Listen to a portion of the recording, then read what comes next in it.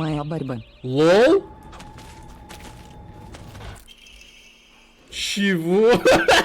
Прототип оружия ближнего боя для космической армии. Эффективный радиус поражения меняется в зависимости от боевого опыта владельца. Вспыхивающий клинок делает его популярным и вообще воплощение крутизны.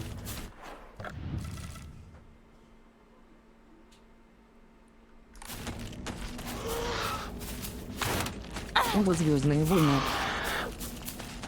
Прикол. Ну все.